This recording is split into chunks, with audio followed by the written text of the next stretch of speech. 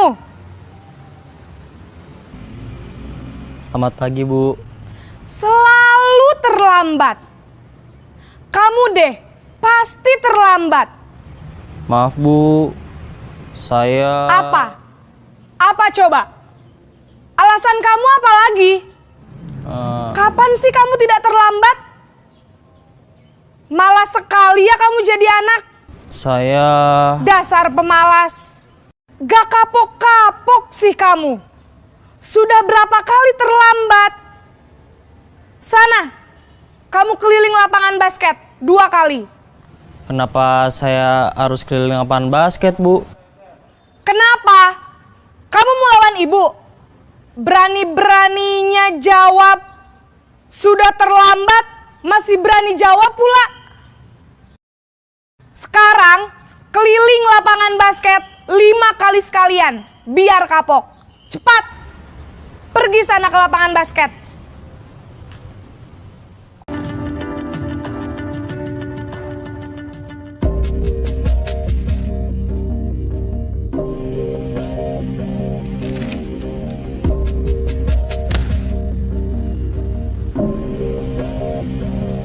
Naren!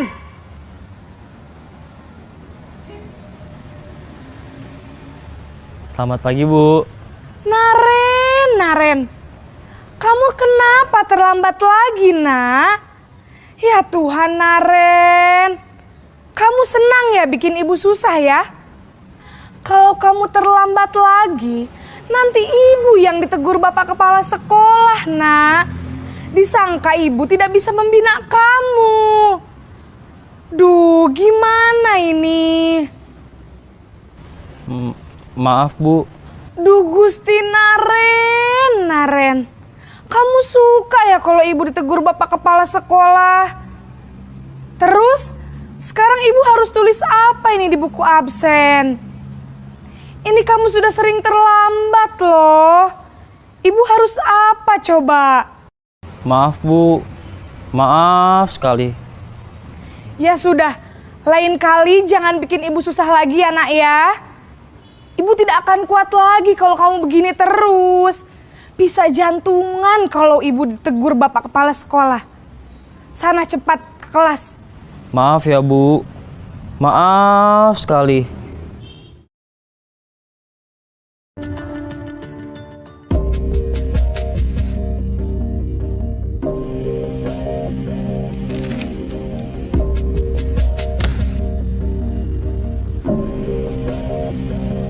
Naren!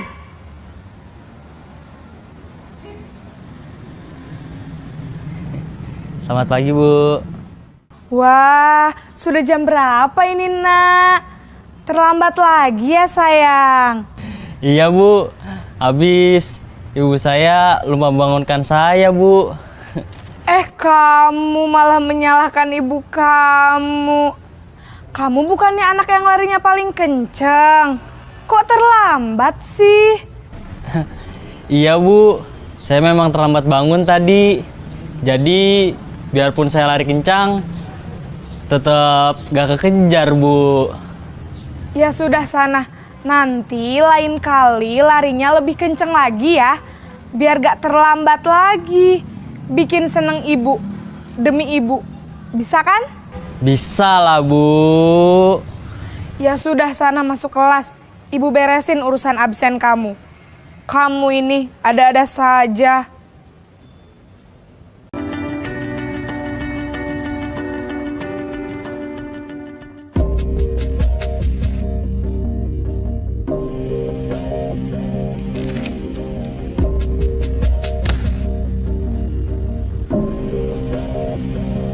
Naren!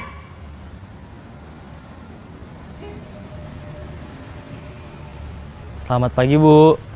Naren, apa peraturan sekolah kita tentang jam berapa kita harus masuk sekolah, nak? Kita harus di sekolah jam 7, Bu. Iya, betul. Sekarang sudah jam 7.20. Naren sudah tahu konsekuensinya jika terlambat hadir. Paham, Bu. Saya harus tinggal kelas pas jam istirahat selama 20 menit. Iya, benar. Konsekuensinya demikian. Jadi nanti jam 9.30 pas istirahat, kamu harus tinggal di kelas, kerjakan tugas tambahan untuk ketertinggalan kamu, ya. Baik, Bu.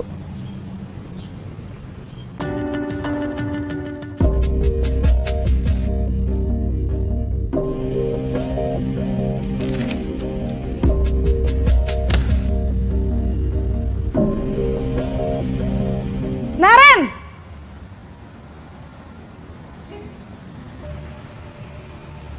Selamat pagi, Bu. Selamat pagi, Naren. Maaf, Bu. Saya terlambat. Iya, sekolah masuknya jam 7, sekarang sudah jam 7.20. Jadi sekarang bagaimana ini, Naren? Maaf, Bu. Saya lupa setel alarm saya semalam.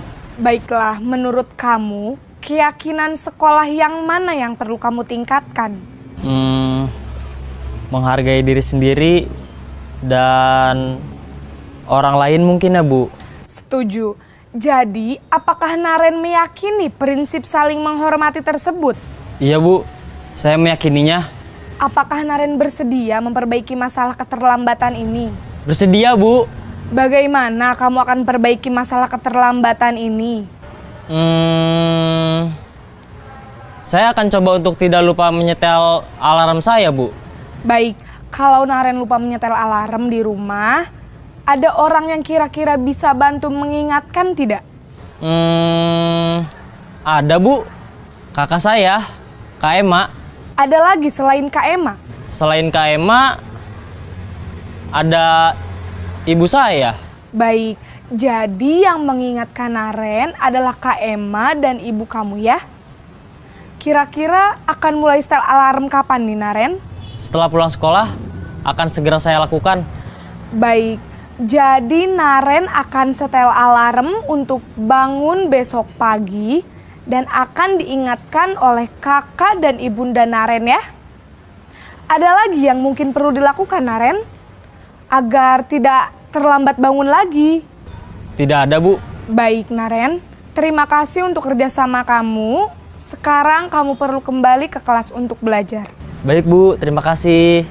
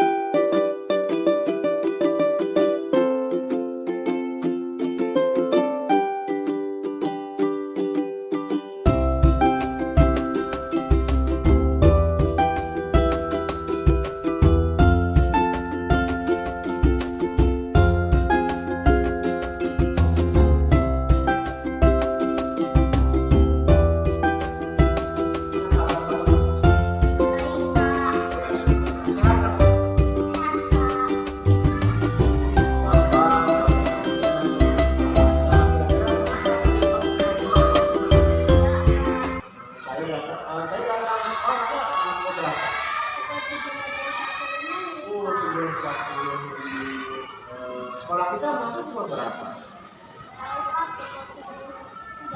Bagus. Kalau begitu termasuk datangnya tepat waktu atau tidak tepat waktu? Kalau tidak waktu itu terlambat atau tidak tepat waktu. Terus kalau terlambat termasuk baik atau tidak? Tidak baik. Itu suatu kesalahan.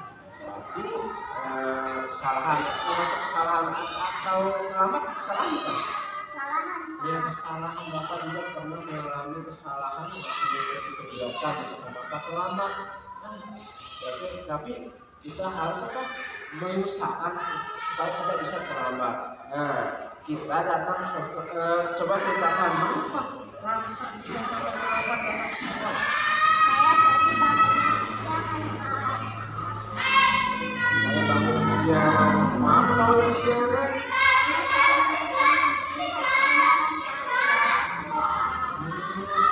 Bapak juga senang melihat film yang seru. Nah, tapi kita ingat lihat yang pasang sebuah coba apa keyakinan keras yang bisa kita buat? Betul, komitmen, ya betul komitmen. Nah, apa sebenarnya itu komitmen? Suatu usaha yang sudah disepakati. Bagus sekali. Komitmen adalah usaha yang sudah disepakati bersama. Nah, di sekolah kita masuk pukul 7.30, maka kita harus menjalankan dengan tidak terlambat. Rasa tahu nggak komitmen itu bermanfaat? Tahu Pak? Nah, komitmen itu bermanfaat bagi kita semua. Sekarang Pak Guru tanya, bagaimana caranya agar Raksa tidak terlambat lagi?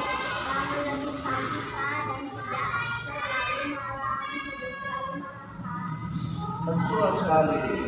Bangunnya harus lebih pagi dan tidur jangan terlalu malam agar tidak terlambat. Kemarin Raksa tidur jam berapa? Jam 11 Pak. Aduh, jam 11 ya. Apa berarti supaya bangunnya lebih pagi tidur ya nggak tahu berarti harus tidur jam berapa Raksa? Jam 8 Pak. Bagus. Nah sekarang Raksa sudah tahu apa yang harus Raksa lakukan. Nah sekarang kalau sudah tahu berarti bangun harus subuh, berarti sudah kalau pagi berarti Raksa bisa mengerjakan ibadah apa? Sholat subuh. Sholat subuh, harus sholat subuh. Jadi sholat dua tidak akan terlambat. Terima kasih Raksa ya sudah Bapak kami kesini karena tidak terlambat. Saya masuk Raksa supaya Raksa tidak terlambat lagi ke sekolah. Terima kasih ya. Sekarang masuk ke kelas. Silakan. Kira-kira kenapa dia dipanggil Bapak kesini? Tidak Pak. Tadi ada poin ke Bapak, katanya pensil diambil sama kamu. Betul nggak tuduhan itu? Ya jelas tidak benar Pak, saya kan tidak mencuri. Saya tadi melihat ada pensil di meja Raksa, terus saya penasaran, akhirnya saya ambil.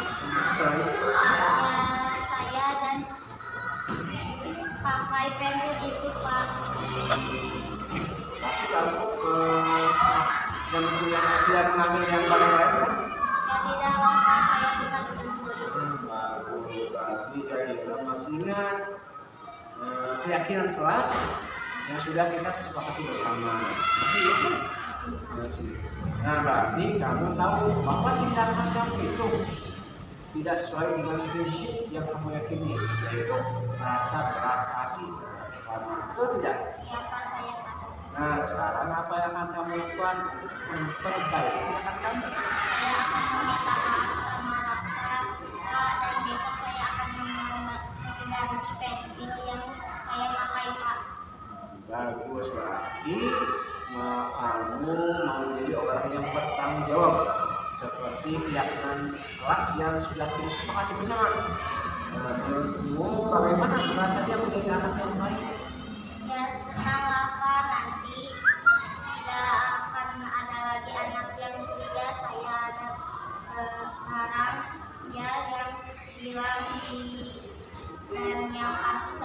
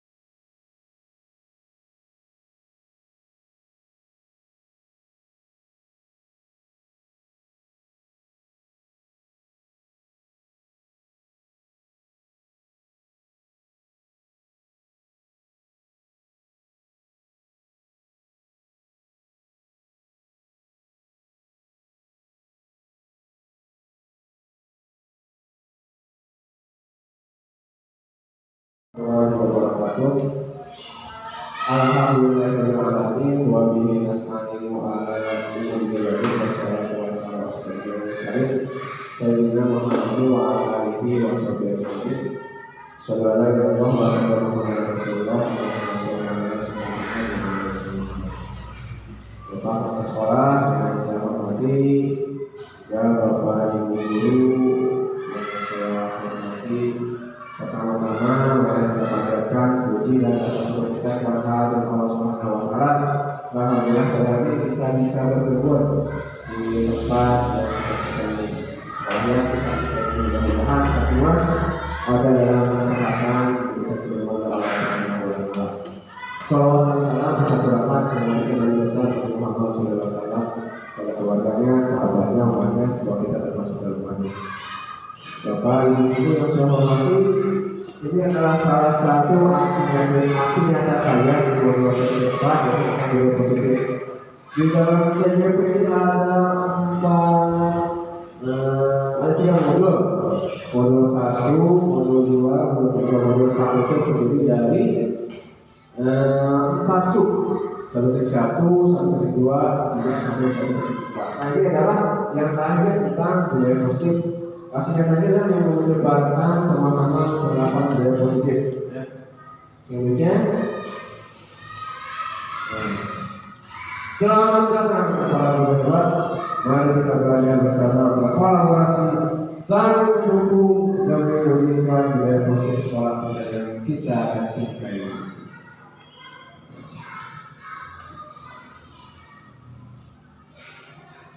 Kemudian kita saksikan dulu ya. Kita saksikan dulu orasi biar kita semangat ya.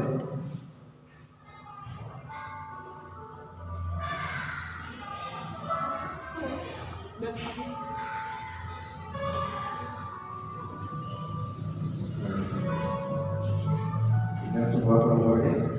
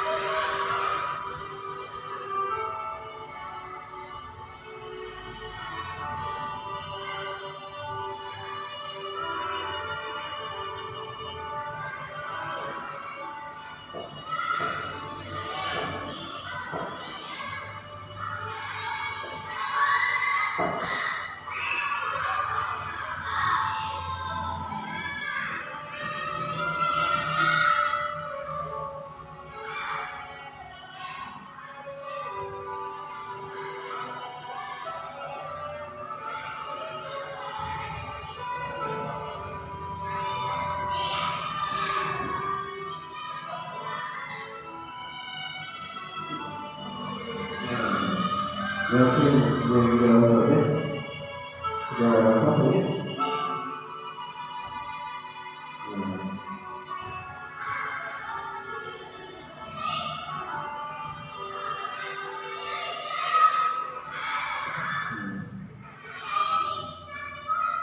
Kembali ke belajarnya.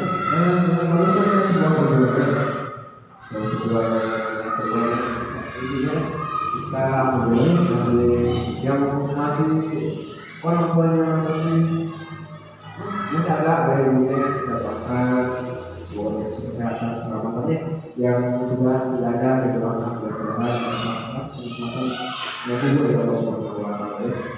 Nah, selanjutnya saya mengatakan konsep utama dalam modul tersebut. Nah, sesuai program pelajaran yang pertama merupakan paradigma belajar, disiplin positif, kebutuhan dasar manusia, motivasi perilaku manusia, posisi kontrol konstitusi, keyakinan kelas dan segitiga restitusi. Itu adalah konsep utama dalam budaya modul positif. Nah, ini selanjutnya yang dimaksudkan pembelajaran dengan paradigma baru. Pembelajaran dengan paradigma baru ini dirancang berdasarkan prinsip pembelajaran yang terdiferensiasi, sehingga setiap siswa belajar sesuatu dengan kebutuhan diri, tetap tahap perkembangan dan mewujudkan problem belajar Pancasila. Kedua maksudnya dalam program pelajaran Pancasila ada iman dan takwa kepada Indonesia, dengan akhlak mulia, mandiri, bergotong royong, berkebinekaan global, bertaraf dan kreatif. Itu adalah pembelajaran paradigma baru. Selanjutnya saya akan mengenal tentang disiplin positif. Disiplin positif ada lima ya. Yang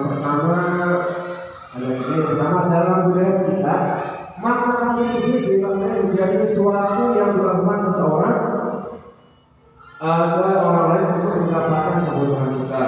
Kita cenderung menghubungkan kata disiplin dengan ketidaknyamanan.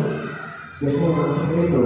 Yang kedua, sebagai pendidik tujuan kita adalah menciptakan anak-anak yang memiliki disiplin diri sehingga mereka bisa berperilaku dengan cara tidak maju kepada nilai-nilai kebajikan yang universal dan memiliki motivasi intrinsik dan bukan ekstrinsik.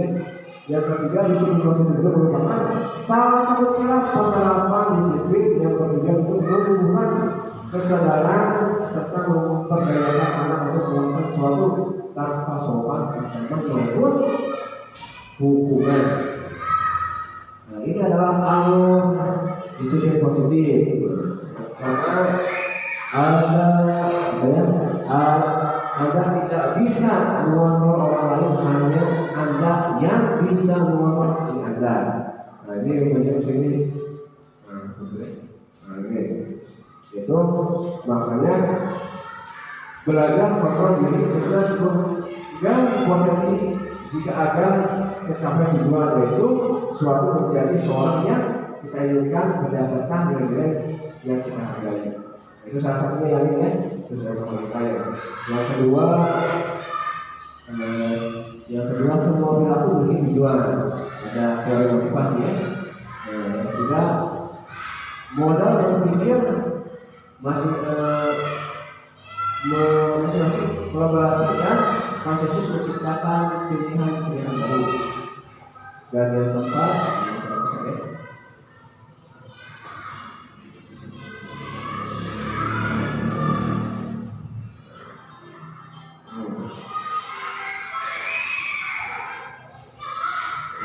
itu adalah kebutuhan kita, bahwa kita yang mampu mengalami pandangan orang lain tentang diri kita sendiri. Menurut Dr. William Bresler, kebutuhan dasar manusia itu ada. Yang pertama kebutuhan untuk bertahan hidup, yang kedua kasih sayang dan rasa terima, yang ketiga kebebasan, yang keempat kesenangan dan yang kelima kebebasan, penguasaan. Kebutuhan hidup, nafsu vital, terus love and belonging, Power artinya itu adalah kebutuhan dasar manusia. Selanjutnya, apa yang dimaksud dengan kebutuhan untuk bertahan hidup? Itu merupakan kebutuhan yang bersifat fisiologis untuk bertahan hidup, misalnya kesehatan, rumah, dan makan. Contohnya, khususnya ketika anda yang selalu minta bekal temannya, diketahui ternyata anak tersebut melakukannya kenapa? Hal tersebut jadi karena orang tuanya tidak memberikan bekal makan untuknya. Maka kebutuhan dasar usaha dasar diberi anak tersebut ialah bertahan hidup. Yang kedua, bertahan atau kasih sayang atau rasa terima merupakan kebutuhan psikologis pada umumnya anak-anak yang memiliki kebutuhan dasar kasih sayang dan rasa terima yang ingin disukai dan diterima oleh lingkungan dengan baik. Contoh kasusnya, ketika seorang anak yang membuat masalah untuk mendapatkan perhatian dari teman, guru maupun orang tua, maka kebutuhan dasar yang saya pilih oleh anak tersebut yaitu kebutuhan kasih sayang atau rasa diterima. Selanjutnya kebutuhan kebebasan. Anak yang punya kebebasan yang ingin menginginkan pilihan perlu banyak bergerak, menyukai hal-hal yang baru dan menarik dan suka mencoba-coba. Contoh kasus anak sekolah dasar, anak yang selalu diberikan bekal dengan menu yang sama setiap hari oleh ibunya, dia membuat masalah yang mengalami paksa temannya, misalkan begini, misalkan nggak ada makan bersama. Rata-rata kan kita makanya mie. Kalau anak-anak yang berbeda, misalnya kita makanan jadi pasti pasti bebas apa kaya yang dewasa seperti itulah kebutuhan kebebasan. Maka kebutuhan kebebasan yang sedang dipenuhi anak yang seperti yang saya sebutkan itu kebutuhan akan kebebasan. Yang apa tradisional? Kebutuhan yang mencari senang, bermain, dan tertawa. Kebutuhan ini muncul sejak ini, kemudian terus berkembang sehingga hingga dewasa. Biasanya anak-anak suka bermain saat mereka bermain. Mereka secara tidak langsung bermain dalam hidup yang penting. Itu adalah kebutuhan kesenangan. Selanjutnya yang terakhir itu penguasaan. Anak-anak yang memiliki kebutuhan dasar akan penguasaan yang tinggi biasanya selalu ingin menjadi pemimpin. Mereka juga suka mengamati sebelum mencoba hal yang baru dan merasa kecewa bila melakukan kesalahan. Mereka juga biasanya rapi dan sistematik dan selalu ingin mencapai yang terbaik. Contoh kasus dalam penguasaan ketahuan adalah apabila ada anak yang merasa enak setelah mengganggu temannya dan temannya menjadi takut. Itu adalah kebutuhan penguasaan. Selanjutnya saya tentang motivasi perilaku manusia. Motivasi merupakan dorongan yang timbul pada diri seorang secara dasar atau tidak sadar, secara sadar atau tidak sadar untuk melakukan sesuatu. Di sini ada ya, pertama menghindari ketidakjauhan atau hubungan.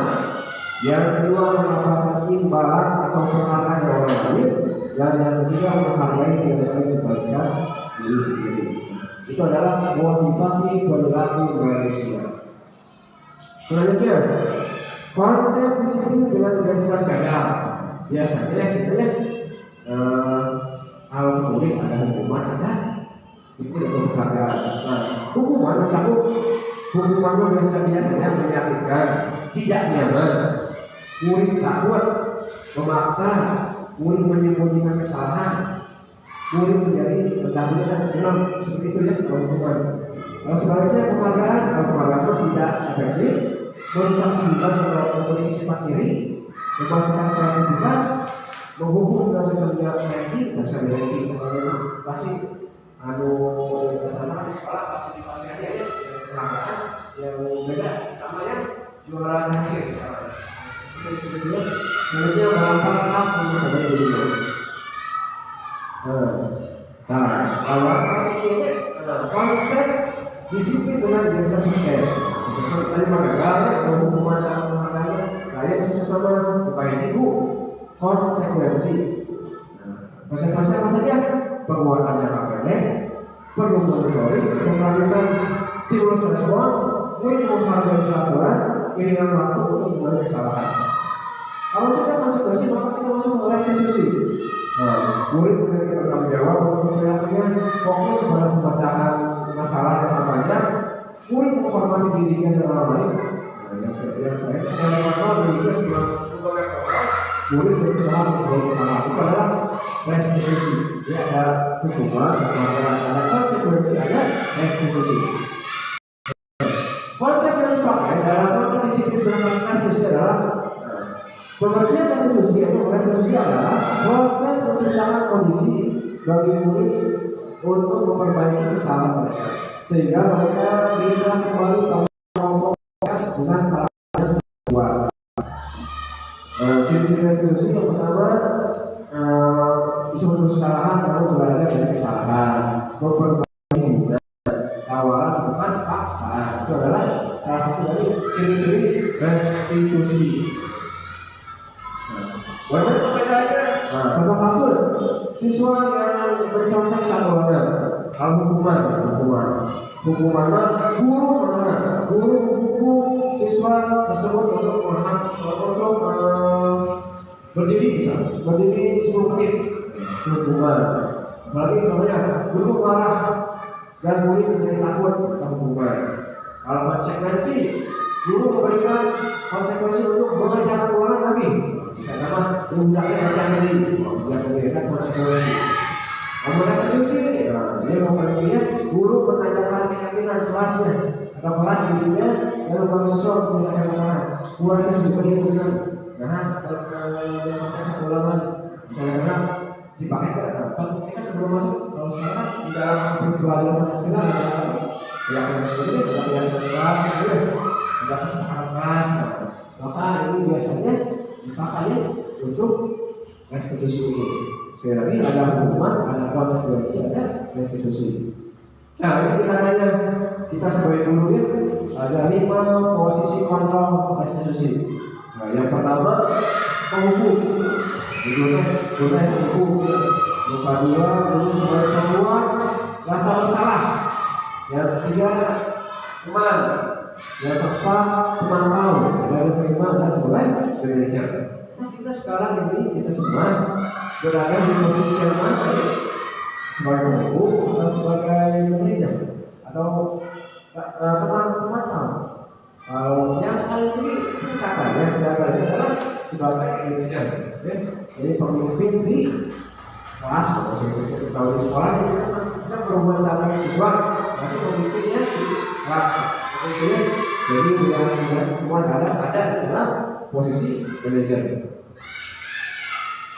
Selanjutnya contoh penerapan 5 kontrol. Nah ini adalah kasusnya yang siswa yang terlambat datang ke sekolah. Kalau penghubung bicaranya seperti ini. Suatu yang datang sekolah lalu berdiri di depan kelas karena hukum lalu membuat bersalah. Berapa kali nak guru harus memberitahu kamu Pak kecewa sama kamu? Nah karena berarti membuat salah. Kalau sesuai teman, kita sebut sesuai teman, ayolah jangan terlambat lagi buatkan guru. Bahkan hari ini tidak apa-apa yang salah. Kita sebagai teman. Kalau sebagai teman tahu, kamu sudah belajar. Apa pelanggaran cacian sekuensinya? Saya tahu. Yang terakhir sebenarnya, apakah kamu tahu kesalahanmu? Nah, kira-kira bagaimana kamu akan memperbaiki kesalahan? Seperti itu. Jadi posisi dari mana kita sekarang ini? Menghukum, membuat salah, teman, pemantau, atau manajer. Ini adalah salah satu videonya. Ini adalah posisi penghukum, kita sebagai penghukum ya.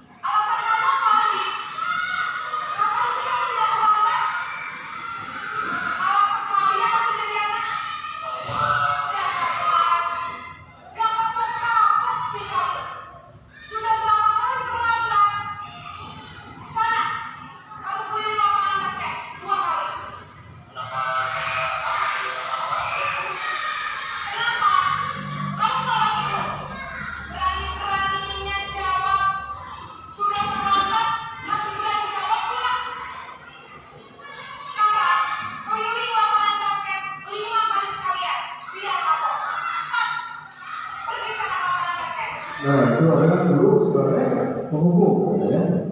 Yang kedua, ini adalah guru sebagai dasar pembuat masalahnya, posisi pembuat masalah.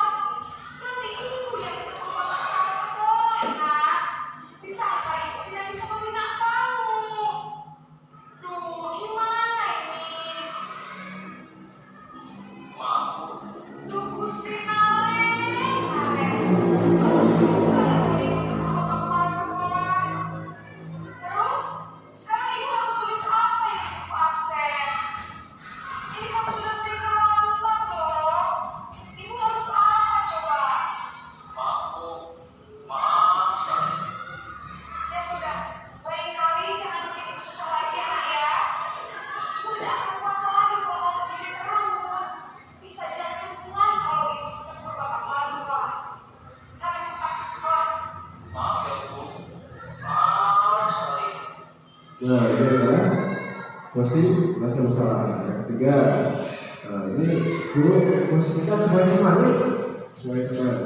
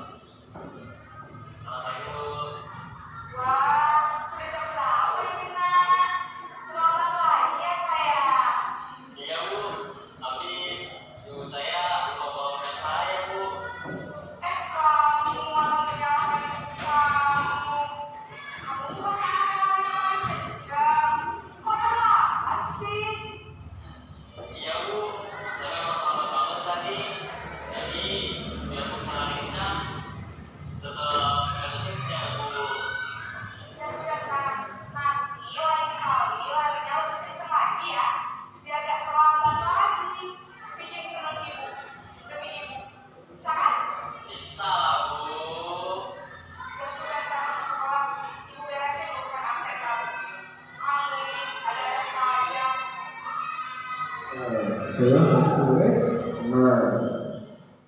Yang keempat adalah posisi keempat sebagai pemantau. Kita ini posisi bawah ya.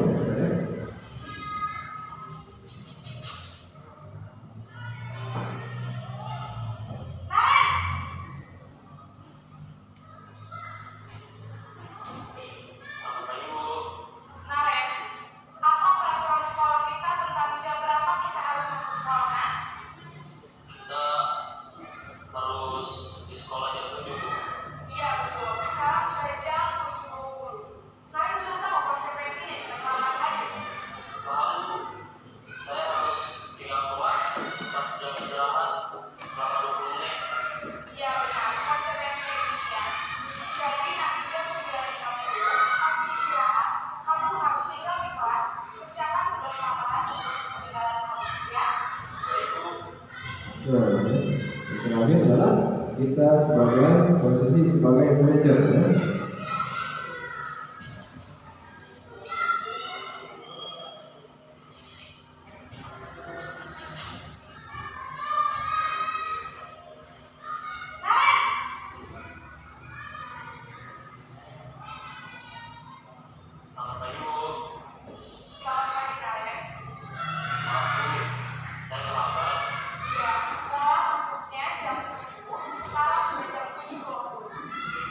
Sekarang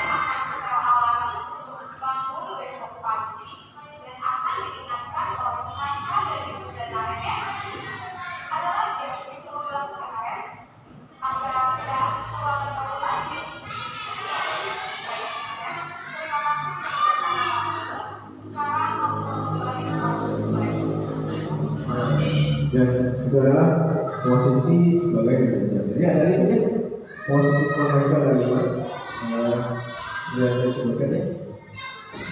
Selanjutnya kita melihat ke keyakinan keras. Mengapa keyakinan keras? Mengapa tidak peraturan keras? Yang bisa menjawab. Mengapa keyakinan keras tidak peraturan keras? Mengapa kita memiliki peraturan tentang penggunaan air? Ini misalnya yang saya buat. Mengapa kita memiliki peraturan tentang penggunaan air pada saat menggali dan mengolah? Ini sebenarnya, nah kita memakai air.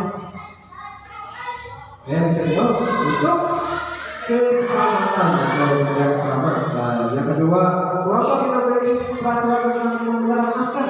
Kalau kita setiap saat, coba, apa yang masker? Nah betul, kita dari ibu bisa tahu, coba bisa. Nah selanjutnya, keyakinan keras adalah salah satu disiplin positif yang kita bisa terapkan dalam membangun budaya positif sekolah. Nah, budaya sekolah kita sudah ada budaya positifnya, kita salaman, orang senyum, sapa, yang biasa sebagainya. Perbedaan keyakinan keras dengan keras. Kalau keyakinan keras bersifat lebih abstrak daripada peraturan yang lebih rinci dan konkret. Dengan adanya keyakinan keras, keyakinan keras diharapkan dapat mewujudkan tujuan pendidikan yang berorientasi kepada proses belajar.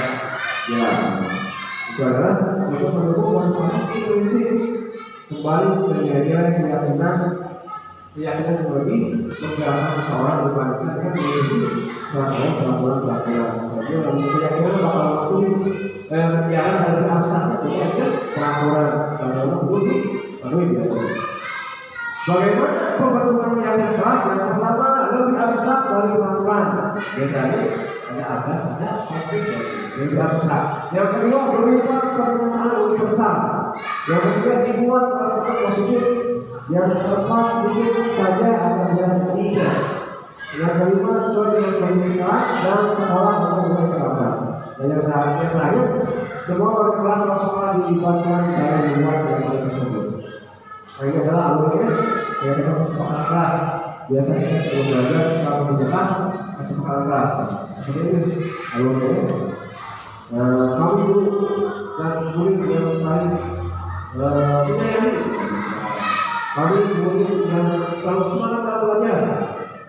Kami murid yang peduli dengan teman-teman di sekolah. Selanjutnya, ini adalah salah satu kesepakatan kelasnya yang sudah dibuat.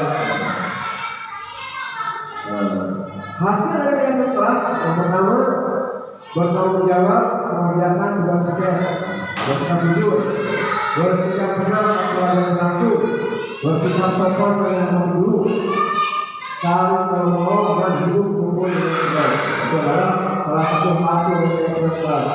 Nah ini adalah sejenis restitusi.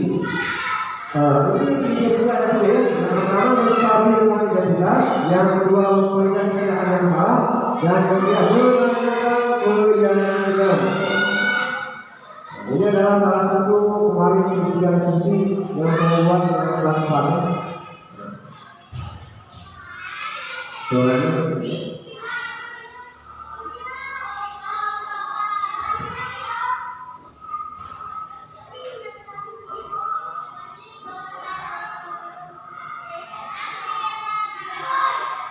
ini adalah salah satu contoh saya dalam melakukan sebuah restitusi.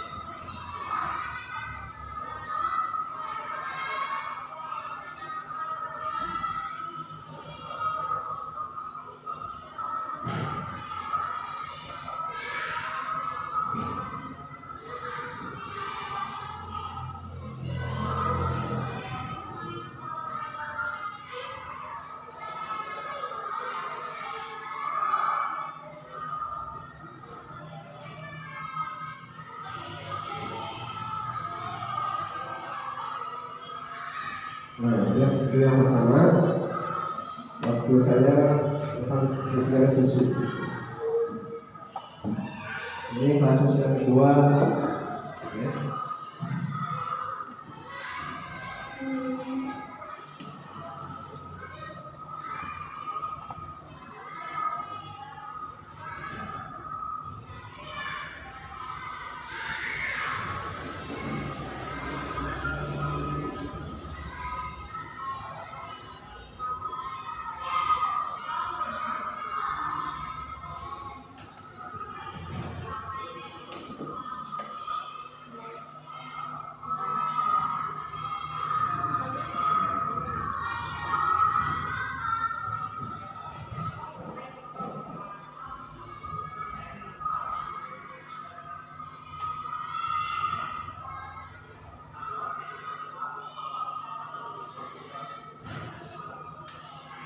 Ini kasus yang kedua ya.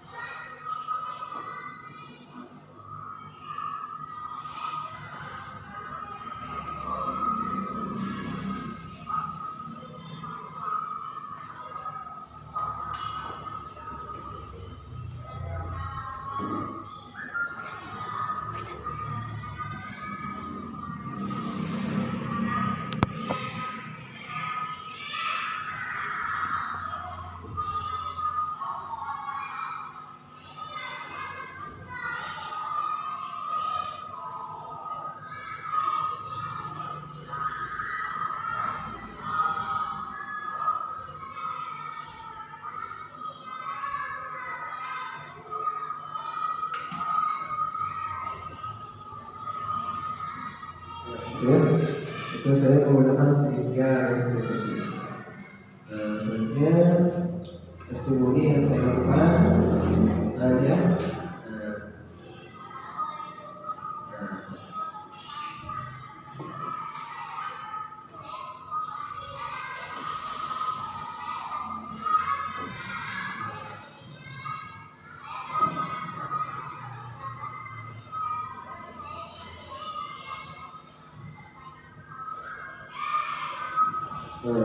Dalam satu testimoni, ini testimoni yang boleh.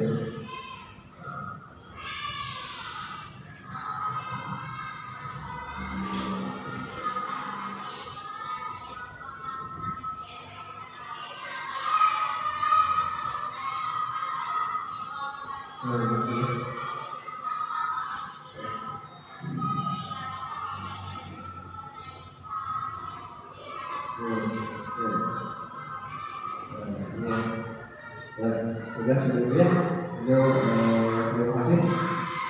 Terima kasih teman-teman di sekolah ini sudah membantu saya. Mudah-mudahan kebaikannya dimanfaatkan. Terima kasih. Wassalamualaikum warahmatullahi wabarakatuh.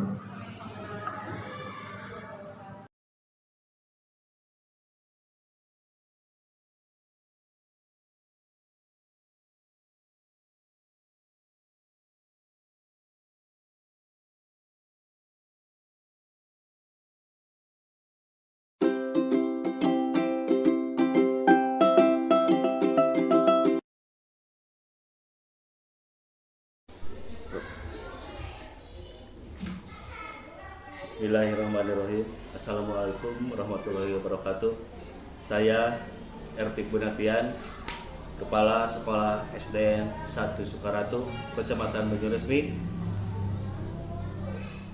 mengikuti presentasi Pak Yan Sofian, calon guru penggerak. Alhamdulillah, setelah mengikuti presentasi yang berjudul yang temanya budaya positif, alhamdulillah segala yang telah dijelaskan oleh calon guru penggerak ini sudah direalisasikan di sekolah ini, dan hasil edukasinya sangat baik sekali. Adapun hasilnya diantaranya budaya pembiasaan, budaya bicara yang baik, bicara yang baik, kemudian budaya tata cara bersalaman dan lain-lain sudah dilaksanakan secara maksimal. Terima kasih. Assalamualaikum warahmatullahi wabarakatuh. Perkenalkan, nama saya Septia Nurlita. Saya adalah guru di SDN 1 Sukaratu. Berdasarkan pemaparan yang telah dilakukan oleh Pak Ian barusan, saya mendapatkan ilmu baru, yaitu mengenai 5 posisi kontrol. Yang pertama adalah mengenai posisi kontrol sebagai penghukum, kedua sebagai pemberi rasa bersalah, ketiga sebagai teman, keempat sebagai pemantau, dan kelima sebagai manajer. Materi tersebut sangat bermanfaat untuk saya sebagai guru. Saya ucapkan terima kasih kepada Pak Ian. Wassalamualaikum warahmatullahi wabarakatuh.